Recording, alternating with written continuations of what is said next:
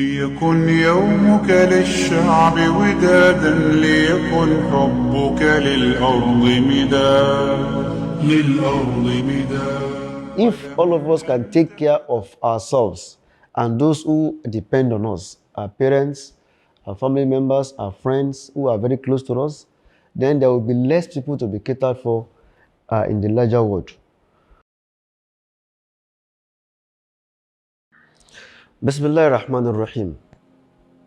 My dear brother, if you are not a solution, please don't be part of the problem. One thing that we like to do so much in the modern world is to trade blame. Oh, this man is not doing well. Our leaders are bad. Our this, are this. Are we sure we are not part of the problem? Because if you are not a solution and you're not part of the problem, then no problem. At least you'll be neutral. But most time, some of us are part of the problem. You can imagine a load. We are trying to raise the load to the edge. 5 people are raising it up. 10 people are trying to press it down. When will you get to the edge? I want to draw this from a narration of the Prophet ﷺ on the authority of Abu Musa al-Ash'ari. The Prophet ﷺ declared that ala kulli muslimin sadaqa. Every Muslim must contribute his own quota to the welfare of others. Give in charity. Then some people said, Ara'ayta in lam yajid. What about those who don't have? Nothing to give. The Prophet said, why don't you have? Go and use your hand to work, earn a living, at least take care of yourself. Whatever you have left, give it to others. Then they said, when let me start it, there is a situation where somebody will not be able to do that. What should you do? Then he said, okay, if you can't do that, tu'inu dhal haja al-malhuf. Then you can assist those who are in need. At least you have done something. They said, okay, there are some people that cannot even do that.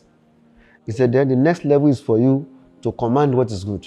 You can't use your hand to do it. Okay, tell them to do the right thing. Ta'amuru bil ma'ruf, you command what is good and forbid what is bad. He said, even that some people may not be able to do that. Then he said, okay, yumsiku an shar. At least don't cause evil to others. Don't make life difficult for others. So if you do that, then at least you are not part of the problem. What is the lesson we can take from this hadith? This shows that every one of us, we have a role to play in the betterment of everything in this nation, in this world, in our environment, in the community. You should try as much as possible to contribute to your quota so that you will be seen doing something. If all of us can take care of ourselves and those who depend on us, our parents, our family members, our friends who are very close to us, then there will be less people to be catered for in the larger world. But if you are not catering for all this, you are transferring them to others. And those people will now be part of the problem of the community. So before you move to the next level, make sure that you are not fit on the first level. The preferred level is for you to provide for others. Take care of your needs, then provide for others. That's the best. But if you cannot do that, do not live a parasitic life. The one that Allah refers to in Surah Al-Nahl, وَضَرَبَ اللَّهُ مَثَلًا رَجُلَيْنِ أَحَدُهُمَا أَبْكَمُ لَا يَقْدِرُ عَلَى شَيْءٍ. Allah gave an example of 2 men. One of them is dumb. He cannot even do anything for himself. وَهُوَ كَلٌّ عَلَى مَوْلَاهُ. He depends totally on his brother. So it's a burden on others. Can you compare that one to the other one that can vent for himself and make sure that he does very good to others? So the Prophet did not encourage people, even though he said we should give sadaqah, he didn't encourage us to live on others. Let me quote this, I will paraphrase this narration of a man who came to him sallallahu one day asking for alms. Then the Prophet said, don't you have anything at home? The man said, he doesn't have anything except this cloth and another one at home. So go and bring that one at home. He auctioned it and somebody bought it for 2 dirham.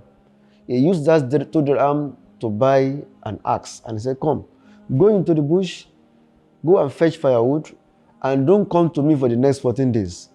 Be fetching firewood and be selling. This man went, and by the time he came back at the end of the 14th day, he has bought another cloth and was able to buy some food for his family members. Then the Prophet said, this is better for you than being burdened on the other. So do not burden on other. So the message is that you must make sure that you refrain from causing harm. Yumsiku anishar. So let's now narrow it down to you as a man or as a woman. If you're a public servant or public person and you embezzle the money, the public money, you're part of the problem. You're part of the problem. If you're a civil servant and you will not do your own role except you are bribed, then you are a part of the problem. You are not a solution.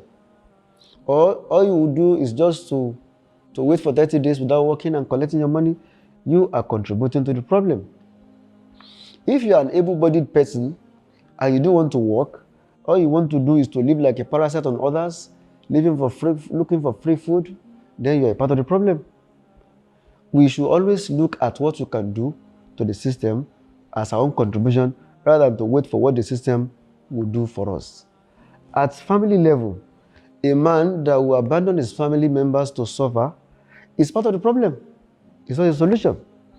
A wife that will disrespect her husband who is dutiful, then it's also part of the problem.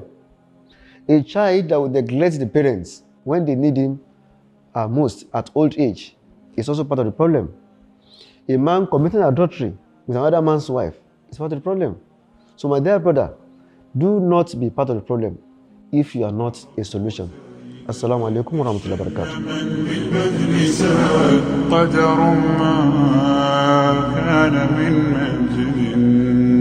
ولكن نحن لولاك لما شئنا اتحاد